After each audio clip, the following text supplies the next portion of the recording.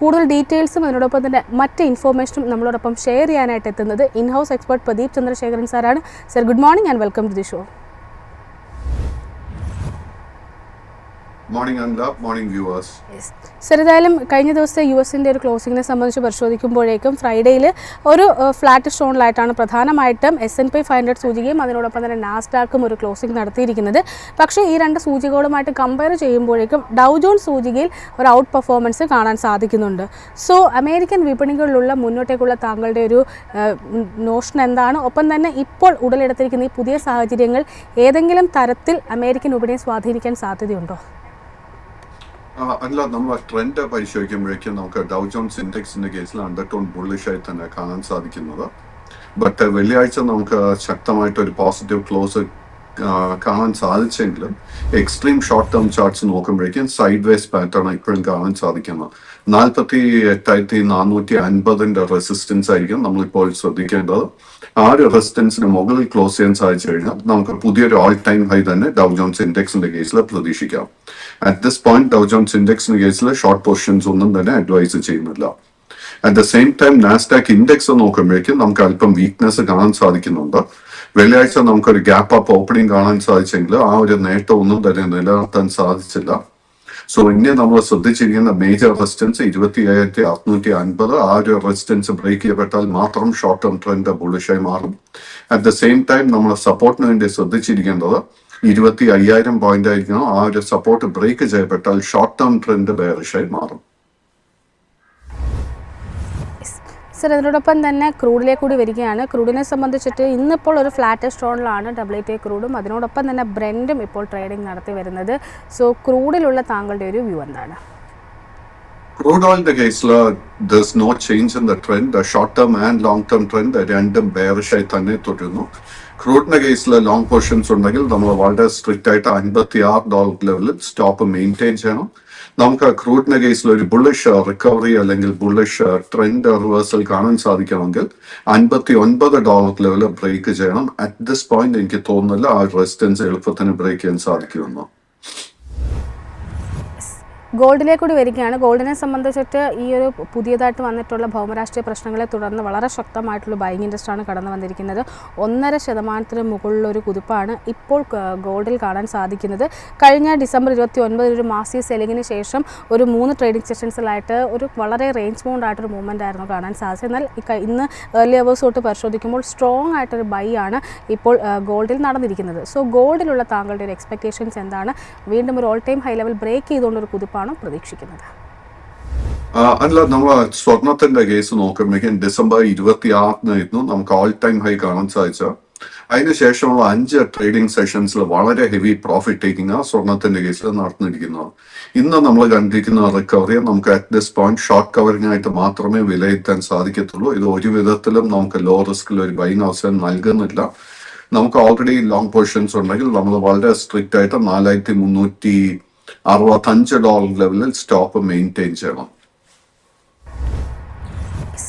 അതിനോടൊപ്പം തന്നെ മറ്റ് അപ്ഡേഷൻസിലേക്ക് കൂടി കിടക്കുകയാണ്. പ്രധാനമായിട്ടും ആഭ്യന്തര വിപണിയിലേക്ക് വരുമ്പോൾ വെള്ളിയാഴ്ച വീണ്ടും ഒരു all time high level break ചെയ്യാനായിട്ട് ഇൻഡെക്സിന് കഴിഞ്ഞിട്ടുണ്ടായിരുന്നു. 26,340 എന്നൊരു പുതിയ റെക്കോർഡ് ഹൈയും 26,328.55 എന്നൊരു റെക്കോർഡ് ഹൈ ക്ലോസിംഗും നടത്താനായിട്ട് ഇൻഡെക്സിന് കഴിഞ്ഞിട്ടുണ്ടായിരുന്നു. സോ നിഫ്റ്റി 50-ലുണ്ടായ ഈ ഒരു മൂവ്മെൻറ്റിനെ താങ്കൾ എങ്ങനെയാണ് വിലയിരുത്തുന്നത്? പല അനലിസ്റ്റുകളുടെയും ഒരു വിലയിരുത്തൽ പ്രകാരം 26,400 എന്നൊരു ലെവൽ മറികടന്നാൽ മാത്രമാണ് നിഫ്റ്റിയുടെ ഈ ഒരു റാലി സസ്റ്റെയിൻ ചെയ്യുകയുള്ളൂ എന്നാണ് സൂചിപ്പിച്ചിരിക്കുന്നത്. താങ്കളുടെ ഒരു ടേക്ക് എന്താണ്? അല്ല, എനിക്ക് ആ ഒരു അഭിപ്രായത്തോട് യോജിപ്പില്ല. ബിക്കോസ് കഴിഞ്ഞ എത്രയോ മാസങ്ങളായിട്ട് I have always maintained bullish outlook on the Nifty 50. Nifty 50യുടെ കേസിൽ നമുക്ക് സൈഡ് വേസ് പാറ്റേൺ അല്ല കാണാൻ സാധിക്കുന്ന. Undertone is extremely bullish. Nifty 50യുടെ കേസിൽ ഇമ്മീഡിയറ്റ് ആയിട്ട് റെസിസ്റ്റൻസ് ഇനി വരാൻ പോകുന്നത് 26,390 പോയിന്റ്, അതിനുശേഷം 26,500, അതിനുശേഷം 26,600. മൈ എക്സ്പെക്ടേഷൻ താമസിക്കാതെ നമുക്ക് 26,600 റെസിസ്റ്റൻസിലോട്ട് നിഫ്റ്റി 50 പോകുന്നത് കാണാൻ സാധിക്കും. സർ, അതിനോടൊപ്പം തന്നെ ബാങ്ക് നിഫ്റ്റിയിലേക്ക് കൂടി വരികയാണ്. വെള്ളിയാഴ്ച ഇതേ പ്ലാറ്റ്ഫോമിൽ താങ്കൾ സൂചിപ്പിച്ചിട്ടുണ്ടായിരുന്നു ബാങ്ക് നിഫ്റ്റിയിൽ ഉടനെ തന്നെ all time high level break ചെയ്യുന്നത്. ഏകദേശം അതേ വാക്കുകൾ ശരിവെക്കുന്ന തരത്തിലൊരു മൂവ്മെൻ്റ് ആയിരുന്നു ബാങ്ക് നിഫ്റ്റിയിലും കണ്ടിരുന്നത്. ടെക്നിക്കലി വളരെ സ്ട്രോങ് ആയിട്ട് നിൽക്കുന്ന ബാങ്ക് നിഫ്റ്റി 60,150.95 എന്നൊരു റെക്കോർഡ് ക്ലോസിങ്ങും ഒപ്പം തന്നെ 60,203.75 എന്നൊരു ഓൾ ടൈം ഹൈ ലെവലുമാണ് ക്രിയേറ്റ് ചെയ്തിരിക്കുന്നത്. സോ ബാങ്ക് നിഫ്റ്റിയിൽ ഇനി നിയർ ടൈമിൽ ഒരു പ്രോഫിറ്റ് ബുക്കിനുള്ളൊരു സാധ്യതയാണോ താങ്കൾ കാണുന്നത്, അതോ ഇവിടെ നിന്ന് വീണ്ടും ഈ ഒരു റാലി കണ്ടിന്യൂ ചെയ്യുമെന്നുള്ള എക്സ്പെക്ടേഷൻ ആണോ ഉള്ളത്? അല്ല, നമ്മൾ നിഫ്റ്റി ബാങ്ക് ഇൻഡെക്സിന്റെ കേസിൽ ഡിസംബർ 1-ാം തീയതി ആയിരുന്നു നമുക്ക് പ്രീവിയസ് ഓൾ ടൈം ഹൈ കാണാൻ സാധിച്ചത്. അതിനുശേഷം ഓൾമോസ്റ്റ് ഒരു 40 ദിവസം നീണ്ടുനിന്ന ഒരു പ്രോഫിറ്റ് ടേക്കിംഗ് കൺസോൾട്ടേഷൻ ആയിരുന്നു നമുക്ക് നിഫ്റ്റി ബാങ്ക് ഇൻഡെക്സിൽ കാണാൻ സാധിച്ചത്. ആ ഒരു പ്രോഫിറ്റ് ടേക്കിംഗ് നടക്കുന്ന സമയത്ത് പോലും കാര്യമായിട്ടൊരു സെല്ലിംഗ് പ്രഷറോ ഒന്നും തന്നെ നിഫ്റ്റി ബാങ്ക് ഇൻഡെക്സിൽ കാണാൻ സാധിച്ചില്ല. ആൻഡ് കഴിഞ്ഞ 3 ട്രേഡിംഗ് സെഷൻസിൽ വീണ്ടും നമുക്ക് പുതിയ ബൈയിങ് ഇൻട്രസ്റ്റ് കാണാൻ സാധിക്കുന്നത്. At this point Nifty bank ഇൻഡെക്സിൽ ഒരു വീക്ക്നെസ്സും കാണാൻ സാധിക്കുന്നില്ല. കൈവശം ലോങ് പൊസിഷൻസ് ഉണ്ടെങ്കിൽ ആ പൊസിഷൻ മെയിൻറ്റെയിൻ ചെയ്യുക. മൈ എക്സ്പെക്ടേഷൻ കറന്റ് ലെവൽസിൽ നിന്നും ചുരുങ്ങിയത് ഒരു 600 പോയിന്റിന്റെ നേട്ടം കൂടെ നിഫ്റ്റി ബാങ്ക് ഇൻഡെക്സിൽ പ്രതീക്ഷിക്കാം. നിഫ്റ്റി ബാങ്കിൽ എടുത്തു പറയേണ്ടുന്ന മുന്നേറ്റം നടത്തിയിരിക്കുന്നത് തീർച്ചയായിട്ടും PSU ബാങ്ക് ഓഹരികളാണ്. PSU ബാങ്ക് ഇൻഡെക്സിലേക്ക് തന്നെ വരികയാണെങ്കിൽ 1.5% ഒരു നേട്ടം നൽകിക്കൊണ്ട് പുതിയൊരു ഓൾ ടൈം ഹൈ ലെവലും ക്രിയേറ്റ് ചെയ്തിട്ടാണ് PSU ബാങ്ക് ഇൻഡെക്സ് ക്ലോസ് ചെയ്തിരിക്കുന്നത്. ഏകദേശം ബാങ്ക് നിഫ്റ്റിക്ക് സമാനമായ തരത്തിലൊരു മൂവ്മെൻ്റ് ആണ് നിഫ്റ്റിയുടെ PSU ബാങ്ക് ഇൻഡെക്സിലും കാണുന്നത്. സോ PSU ബാങ്ക് ഇൻഡെക്സിലുള്ള താങ്കളുടെ ഒരു ടേക്ക് എന്താണ്? ഇതൊരു ടെക്നിക്കലി ആയിട്ടുള്ള ഒരു റാലിയാണോ അതോ ഒരു പ്രീ ബജറ്റ് റാലി ആയിട്ടാണോ കണക്കാക്കേണ്ടത്? അല്ല, നമുക്ക് മാർക്കറ്റ് സ്റ്റഡി ചെയ്യുമ്പോഴേക്കും there is no such thing as technical rally അതല്ലെങ്കിൽ പ്രീ ബഡ്ജറ്റ് റാലി എന്ന അങ്ങനെ ഒരു ക്ലാസിഫിക്കേഷൻ എനിക്കില്ല. നമ്മൾ ടെക്നിക്കൽ അനാലിസിസ് ഉപയോഗിക്കുന്നത് it is basically to identify patterns and identify trend. So Nifty PSU bank ഇൻഡെക്സിന്റെ കേസിലും നിഫ്റ്റി 50യുടെ കേസിലും നിഫ്റ്റി ബാങ്ക് ഇൻഡെക്സിന്റെ കേസിലും അണ്ടർടോൺ കഴിഞ്ഞ ഒരു 4-5 മാസമായിട്ട് നമുക്ക് ബുള്ളിഷ്നെസ് മാത്രമേ കാണാൻ സാധിക്കുന്നുള്ളൂ. അഫ്കോഴ്സ് നമ്മൾ ഇടയ്ക്കിടയ്ക്ക് വളരെ ഹെൽത്തി ആയിട്ടുള്ള പ്രോഫിറ്റ് ടേക്കിംഗ് ഇതിനിടെ കാണാൻ സാധിക്കുന്നുണ്ട്. സോ അറ്റ് ദിസ് പോയിന്റ് നമുക്ക് PSU ബാങ്ക് ഇൻഡെക്സോ PSU ബാങ്കിങ് സ്റ്റോക്സിലോ കാര്യമായിട്ട് വീക്ക്നെസ് ഒന്നും തന്നെ കാണാൻ സാധിക്കുന്നില്ല. കൈവശം ലോങ് പൊസിഷൻ ഉണ്ടെങ്കിൽ ആ പൊസിഷൻ മെയിൻറ്റെയിൻ ചെയ്യുക. നിഫ്റ്റി PSU ബാങ്ക് ഇൻഡെക്സിന്റെ കേസിൽ ഇമ്മീഡിയറ്റ് റെസിസ്റ്റൻസ് 8,800 പോയിന്റ്. സർ, അതിനോടൊപ്പം തന്നെ ചില സ്റ്റോക്ക് സ്പെസിഫിക് ആയിട്ടുള്ള ഓഹരികളിലേക്ക് കൂടി വരികയാണ്. അതിൽ ഏറ്റവും പ്രധാനമായിട്ടും ട്രെൻഡിൻ്റെ ഓഹരികളിലാണ് വരുന്നത്. ട്രെൻഡിനെ സംബന്ധിച്ചിട്ട് പരിശോധിക്കുമ്പോൾ കഴിഞ്ഞ വെള്ളിയാഴ്ച 2.5% ഒരു നേട്ടത്തിൽ 2.5%-ലധികം ഒരു നേട്ടം നൽകിക്കൊണ്ടായിരുന്നു ട്രെൻഡ് ഓഹരികൾ ട്രേഡിംഗ് അവസാനിപ്പിച്ചിട്ടുണ്ടായിരുന്നത്. ഏകദേശം ഒരു കഴിഞ്ഞ ഒരു ഡിസംബർ പകുതിയോടുകൂടി നേരിയ തോതിലൊരു ബൈയിങ് ഇൻഡസ്ട്രി ഈ ഓഹരിയിൽ കടന്നു വന്നിട്ടുണ്ടായിരുന്നു. പക്ഷേ ഒരു ലോങ് ടേം ട്രെൻഡ് പരിശോധിക്കുമ്പോഴേക്കും 2024 ഒക്ടോബറിന് ശേഷം വലിയ തോതിലുള്ള റിട്ടേൺ നിഫ്റ്റി 50-ലെ മറ്റ് ഓഹരികളൊക്കെ ആയിട്ട് കമ്പയർ ചെയ്യുമ്പോഴേക്കും അല്ലെങ്കിൽ നിഫ്റ്റിയിലെ മറ്റ് ഓഹരികളുമായിട്ടൊക്കെ കമ്പയർ ചെയ്യുമ്പോൾ വലിയ തോതിൽ റിട്ടേൺ നൽകാത്തൊരു ഓഹരി കൂടിയാണ് ട്രെൻഡ്. സോ ട്രെൻഡിലുള്ള താങ്കളുടെ ഒരു ടേക്ക് എന്താണ്? ട്രെൻഡിൽ ഏതെങ്കിലും തരത്തിലുള്ള ട്രെൻഡ് റിവേഴ്സിലൊരു സാധ്യത കാണുന്നുണ്ടോ? തീർച്ചയായിട്ടും. സോ ട്രെൻഡിന്റെ കേസിൽ അല്ല സൂചിപ്പിച്ചതുപോലെ കഴിഞ്ഞ ഒരു 14-15 മാസങ്ങളായിട്ട് നമുക്ക് വളരെ ഹെൽത്തി ആയിട്ട് ഒരു പ്രോഫിറ്റ് ടേക്കിംഗ് കാണാൻ ഇടയായത്. ആൻഡ് കറന്റ് ലെവൽസിൽ നമ്മൾ ഈ കമ്പനിയുടെ ഫൈനാൻഷ്യൽസിൽ കംഫർട്ടബിൾ ആണെങ്കിൽ തീർച്ചയായിട്ടും ഒരു പുതിയ ലോങ് പൊസിഷൻ എടുക്കാൻ ശ്രമിക്കാം. അങ്ങനെ ഒരു പൊസിഷൻ എടുക്കുന്നുണ്ടെങ്കിൽ 4,150 രൂപയുടെ ആയിരിക്കാം നമ്മൾ സ്റ്റോക്ക് മെയിൻറ്റെയിൻ ചെയ്യേണ്ടത്. ഷോർട്ട് ടേം ട്രെൻഡിൽ നമുക്ക് ബുള്ളിഷ്നെസ് കാണാൻ തുടങ്ങിയിട്ടുണ്ട്. But at this point long term trend still bearish. ഇതിന്റെ ഒരു ഇമ്പോർട്ടൻസ് എന്താണെന്ന് വെച്ച് കഴിഞ്ഞാൽ ഷോർട്ട് ടേമിൽ we have to be prepared for extreme volatility. ആ ഒരു വോളറ്റിലിറ്റിക്ക് വേണ്ടി പ്രിപ്പയർഡ് ആണെങ്കിൽ മാത്രമേ നമ്മൾ ലോങ് പൊസിഷൻസ് എടുക്കാവൂ.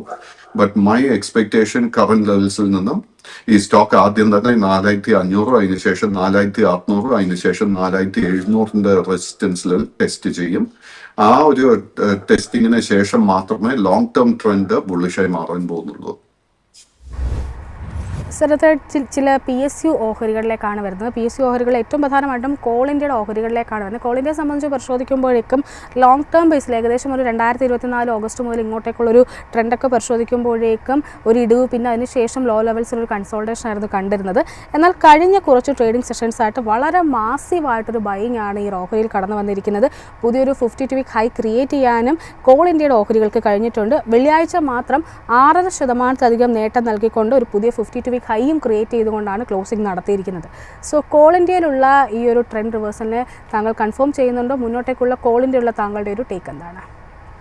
അല്ല, കോൾ ഇന്ത്യയുടെ കേസിൽ നമുക്ക് നോക്കുമ്പോഴേക്കും കഴിഞ്ഞ ഓഗസ്റ്റ് 2024 ഒരു മേജർ ടോപ്പ് അറൌണ്ട് 542 അടുത്ത് കാണാൻ സാധിക്കുന്നത്. അതിനുശേഷം ഈ സ്റ്റോക്കിൽ വളരെ ഹെവി ആയിട്ടൊരു സെല്ലിങ്ങും, but throughout 2025 that is almost ഒരു 12-13 മാസമായിട്ട് ഈ സ്റ്റോക്ക് ഒരു കൺസോളിഡേഷൻ ആയിട്ട് നടത്തിക്കൊണ്ട് വന്നത്. 350 മുതൽ 410-420 ഈ ഒരു റേഞ്ചിലെ കൺസോളിഡേഷൻ നടന്നിരിക്കുന്നത്. And at this point, we can confirm that your correction consolidation phase അവസാനിച്ചിരിക്കുന്നു. കമ്പനിയുടെ ഫൈനാൻഷ്യൽസിൽ കംഫർട്ടബിൾ ആണെങ്കിൽ തീർച്ചയായിട്ടും പുതിയ ലോങ് പൊസിഷൻസ് എടുക്കാൻ സാധിക്കും. ഈ സ്റ്റോക്കിന്റെ കേസിൽ ഇമ്മീഡിയറ്റ് റെസിസ്റ്റൻസ് 440, അതിനുശേഷം 480. But my longer term expectation ഈ ഒരു സ്റ്റോക്ക് ഓഗസ്റ്റ് 2024 നമ്മൾ കണ്ടിരുന്ന മേജർ ഹൈ അറൌണ്ട് 542 ആ ഒരു ലെവല് ബ്രേക്ക് ചെയ്യും. സിറപ്പം തന്നെ ഹഡ്കോയിലേക്ക് വരികയാണ്. ഹഡ്കോയെ സംബന്ധിച്ചിട്ടും വെള്ളിയാഴ്ച 1.5% ഒരു നേട്ടം നൽകിക്കൊണ്ടായിരുന്നു ഒരു ക്ലോസിംഗ് നടത്താൻ സാധിച്ചിട്ടുണ്ടായിരുന്നത്. ഏകദേശം ഒരു 10-11 സെഷൻസിലായിട്ട് 13% മുകളിലൊരു മുന്നേറ്റമാണ് ഹഡ്കോയുടെ ഓഹരിയിൽ കാണാൻ സാധിച്ചിരിക്കുന്നത്. ഹഡ്കോയെ സംബന്ധിച്ച് പരിശോധിക്കുമ്പോഴേക്കും തീർച്ചയായിട്ടും ഇപ്പോൾ പ്രീ ബജറ്റ് ഡിസ്കഷൻസ് ഒക്കെ നടക്കുകയാണ്. കേന്ദ്ര സർക്കാരിൻ്റെ ഭാഗത്തു നിന്നും ഇൻഫ്രാസ്ട്രക്ചറിനായിട്ട് കൂടുതൽ ക്യാപെക്സ് കൂടുതൽ വർദ്ധിപ്പിക്കും എന്നടക്കമുള്ള അനുമാനങ്ങളൊക്കെ മാർക്കറ്റിൽ നിലനിൽക്കുന്നുണ്ട്. ഈ ഒരു പശ്ചാത്തലത്തിൽ ഹഡ്കോയിലുണ്ടായ ഈ ഒരു മൂവ്മെന്റിനെ താങ്കൾ എങ്ങനെയാണ് വിലയിരുത്തുന്നത്?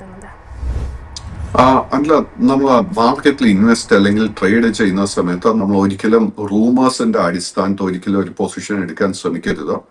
ബിക്കോസ് ബഡ്ജറ്റിൽ എന്ത് ആയിരിക്കും അനൗൺസ്മെന്റ്സ്, അല്ലെങ്കിൽ ഏത് സെക്ടർ, ഏത് മേഖലയ്ക്കായിരിക്കും ഒരു ത്രസ്റ്റ് കിട്ടാൻ പോകുന്നതെന്ന് നമുക്ക് വി ക്യാൻ ഓൺലി ഗെസ്.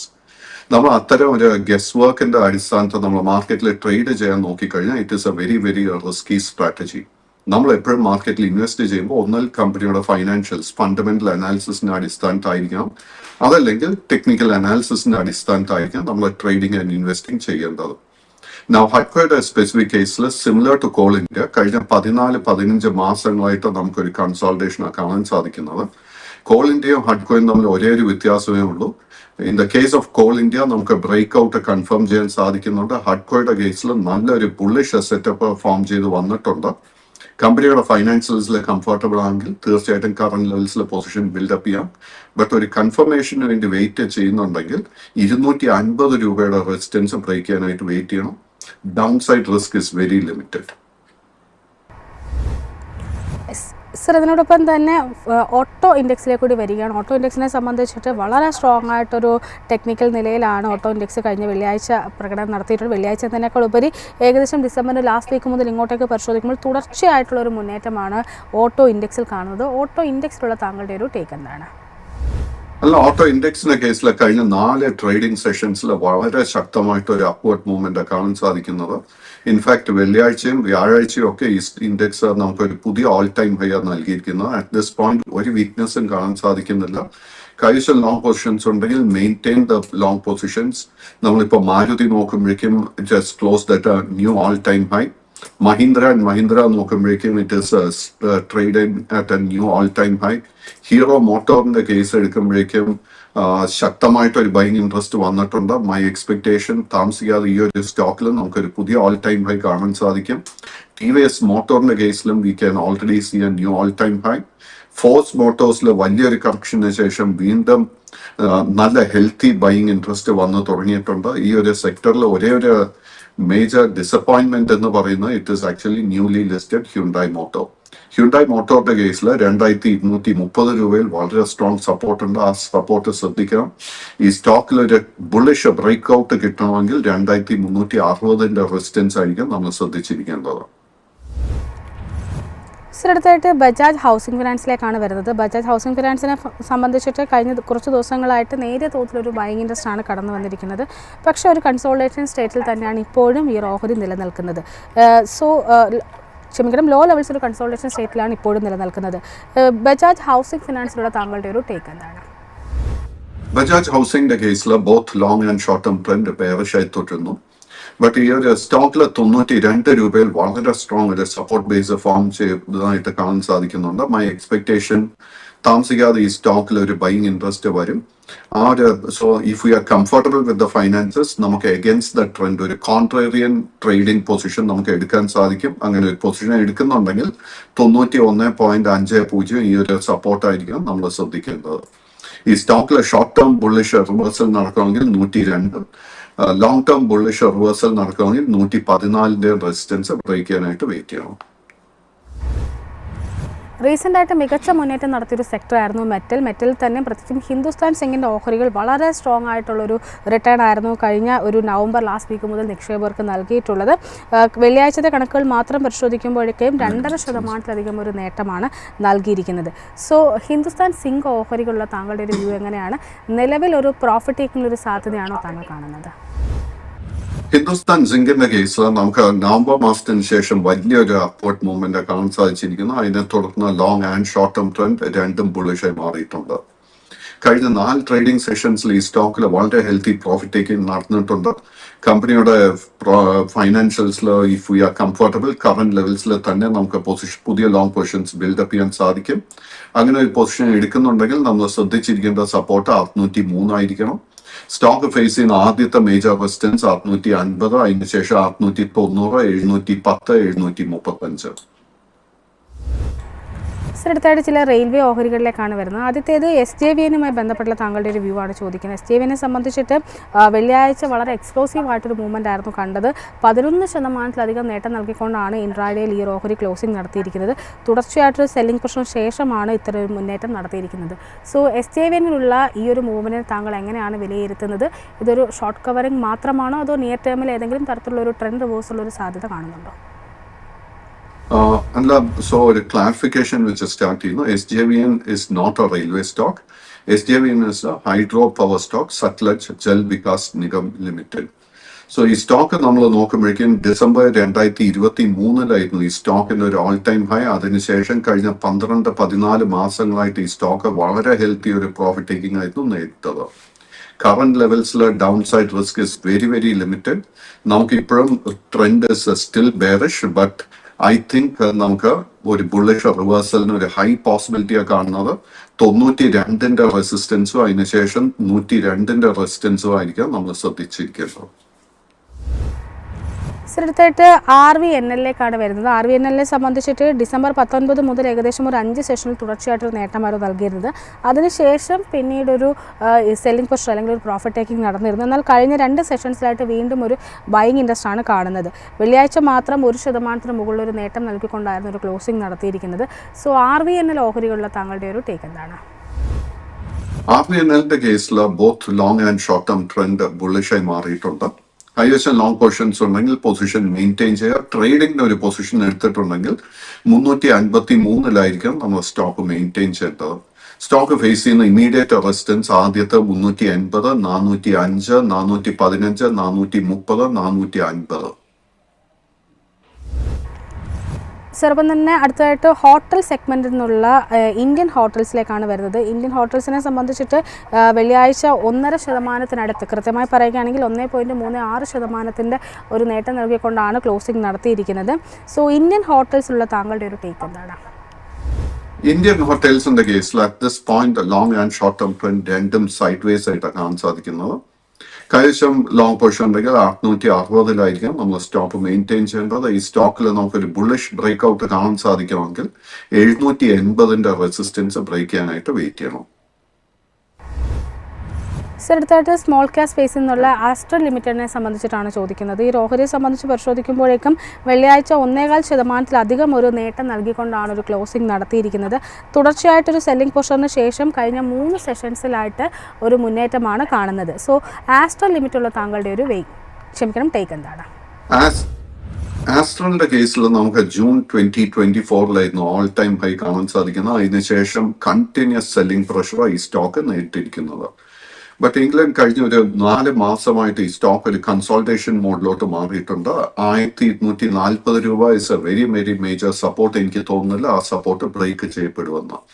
കമ്പനിയുടെ ഫൈനാൻഷ്യൽസിൽ കംഫർട്ടബിൾ ആണെങ്കിൽ കറന്റ് ലെവൽസിൽ പുതിയ ലോങ് പൊസിഷൻസ് ബിൽഡപ്പ് ചെയ്യാൻ സാധിക്കും. 1520 റെസിസ്റ്റൻസ് ആയിരിക്കും നമ്മൾ ഇമ്മീഡിയറ്റ് ആയിട്ട് ശ്രദ്ധിക്കേണ്ടത്. ആ ഒരു റെസിസ്റ്റൻസ് ബ്രേക്ക് ചെയ്യപ്പെട്ടാൽ നമുക്ക് ശക്തമായിട്ടൊരു അപ്വേർഡ് മൂവ്മെന്റ് ഈ സ്റ്റോക്കിൽ കാണാൻ സാധിക്കും. ചെറുപ്പം തന്നെ ഡിഫൻസ് സ്റ്റോക്കിലേക്ക് കൂടി വരികയാണ്. ഡിഫൻസിനെ സംബന്ധിച്ച് താങ്കൾ കഴിഞ്ഞ ഇതേ എപ്പിസോഡ്സിലൊക്കെ ഇതേ ഫോറത്തിൽ സൂചിപ്പിച്ചിട്ടുണ്ടായിരുന്നു. പല ഓഹരികളിലും തുടർച്ചയായിട്ടൊരു സെല്ലിംഗ് പ്രഷറിന് ശേഷം ഒരു സ്ട്രോങ് ആയിട്ടുള്ള ഒരു ബുള്ളി സെറ്റപ്പ് ഫോം ചെയ്തു വരുന്നുവെന്ന്. ഡിഫൻസ് സ്റ്റോക്കിലുള്ള താങ്കളുടെ ഓവറോൾ വ്യൂ എന്താണ്? ഈ ഒരു സെക്ടറിൽ താങ്കളുടെ ഫോക്കസിലേക്ക് വന്ന സ്പെസിഫിക് ആയിട്ടുള്ള സ്റ്റോക്സ് ഏതൊക്കെയാണ്? അല്ല, ഡിഫൻസ് ഇൻഡെക്സ് നമ്മൾ നോക്കുമ്പോഴേക്കും long term trend and short term trend even now it is a bearish. So it is a bet against the trend. But എങ്കിലും ഞാൻ നേരത്തെ സൂചിപ്പിച്ചതുപോലെ തീർച്ചയായിട്ടും നമുക്ക് പല ഡിഫൻസ് സ്റ്റോക്സിലും നമുക്കൊരു low risk buying setup, bullish setup form ചെയ്ത് വരുന്നതായിട്ട് കാണാൻ സാധിക്കുന്നുണ്ട്. ഇതിൽ ആദ്യം തന്നെ എടുത്തു പറയാനുള്ളത് it is Bharat Earth Movers. Bharat Earth മൂവേഴ്സിന്റെ കേസിൽ ആദ്യത്തെ ഇമ്മീഡിയറ്റ് റെസിസ്റ്റൻസ് 1920. ഈ റെസിസ്റ്റൻസിന് മുകളിൽ ക്ലോസ് ചെയ്യാൻ സാധിച്ചാൽ ഷോർട്ട് ടേം ട്രെൻഡ് ബുള്ളിഷായി മാറും. Long term resistance is at 2020. My expectation ഈ രണ്ട് റെസിസ്റ്റൻസും താമസിക്കാതെ ബ്രേക്ക് ചെയ്യപ്പെടും. നമ്മൾ ഭാരത് ഡൈനാമിക്സ് നോക്കുമ്പോഴേക്കും again similar pattern. Short term trend ബുള്ളിഷായി മാറണമെങ്കിൽ 1523, ലോങ് ടേം ട്രെൻഡ് ബുള്ളിഷായി മാറണമെങ്കിൽ 1623 റെസിസ്റ്റൻസ് ലെവൽസ് ഈ ഒരു സ്റ്റോക്ക് ബ്രേക്ക് ചെയ്യാം. മൈ എക്സ്പെക്ടേഷൻ താമസിക്കാതെ ഈ രണ്ട് റെസിസ്റ്റൻസ് ലെവൽ ബ്രേക്ക് ചെയ്യപ്പെട്ടു. ഹിന്ദുസ്ഥാൻ എയറോനോട്ടിക്സിന്റെ കേസിൽ long and short term trend continues to be bearish.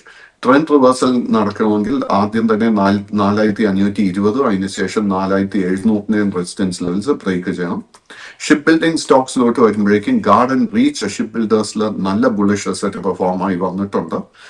നമ്മൾ ശ്രദ്ധിച്ചിരിക്കേണ്ട റെസിസ്റ്റൻസ് 2620, ഇമ്മീഡിയറ്റ് സപ്പോർട്ട് ശ്രദ്ധിക്കേണ്ട 2360. കൊച്ചിൻ ഷിപ്പ്യാർഡിന്റെ കേസിൽ നമ്മൾ ശ്രദ്ധിച്ചിരിക്കേണ്ട സപ്പോർട്ട് ഏരിയ 1580, റെസിസ്റ്റൻസ് ലെവലായിട്ട് 1720, അതിനുശേഷം 1800 രൂപയും. ആൻഡ് മാസഗോൺ ഡോക്കിന്റെ കേസിൽ ശ്രദ്ധിച്ചിരിക്കേണ്ട സപ്പോർട്ട് 2400, റെസിസ്റ്റൻസ് ലെവൽസ് 2660, അതിനുശേഷം 2920.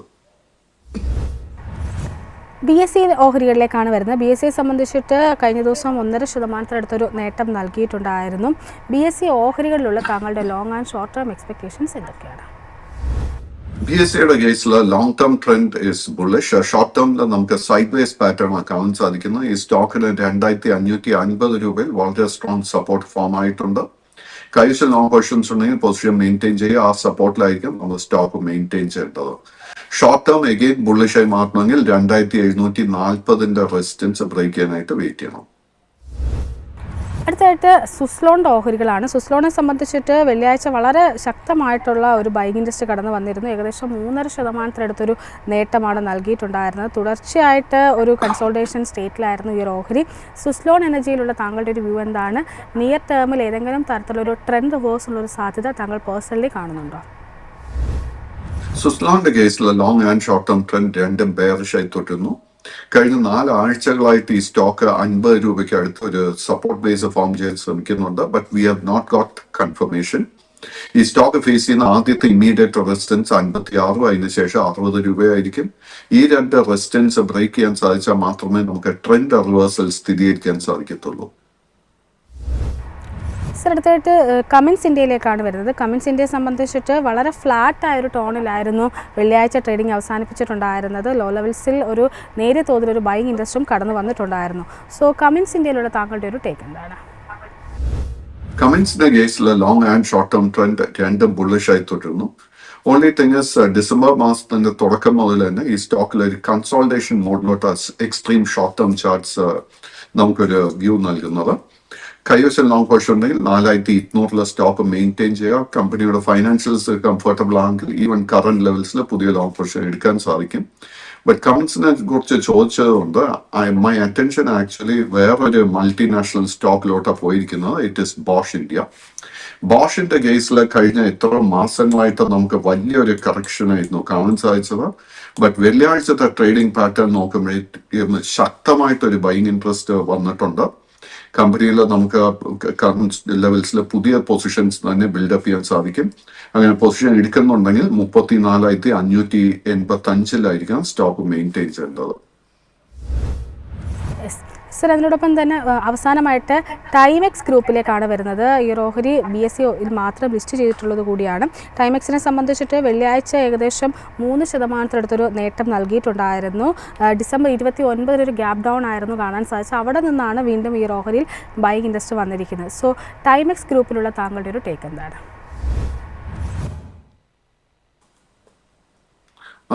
അല്ല, കമ്പനിയുടെ സ്പെല്ലിംഗ് ഒന്ന് പറയാൻ പറ്റുമോ? ടൈമെക്സ് ഗ്രൂപ്പ് ഇന്ത്യ ലിമിറ്റഡ് BSEയിൽ മാത്രമാണ് ലിസ്റ്റ് ചെയ്തിട്ടുള്ളത്. 356 രൂപയാണ് ക്ലോസിംഗ് വില. സർ, TIMEX ടൈമെക്സ് ഗ്രൂപ്പ് BSEയിൽ മാത്രമാണ് ലിസ്റ്റ് ചെയ്തിട്ടുള്ളത്. 356 രൂപയാണ് വില.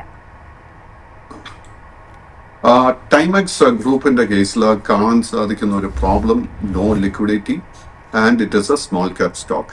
ഇന്നത്തെ നമ്മൾ ഈ ഒരു ഡിസ്കഷനിൽ നിരവധി ഫൈനാൻഷ്യലി സ്ട്രോങ് കമ്പനീസിനെ കുറിച്ച് സംസാരിച്ചിട്ടുണ്ട്. മൈ റെക്കമെൻഡേഷൻ, നമുക്ക് പുതിയൊരു ഇൻവെസ്റ്റ്മെന്റ് ചെയ്യാൻ ആഗ്രഹിക്കുന്നുണ്ടെങ്കിൽ ഫൈനാൻഷ്യലി സ്ട്രോങ് ഹൈലി ലിക്വിഡ് സ്റ്റോക്സിലോട്ട് ഫോക്കസ് കൊടുക്കുക. അറ്റ് ദിസ് പോയിന്റ് ടൈമെക്സിന്റെ കേസിൽ long and short term trend bullish ആയി തുടരുന്നു.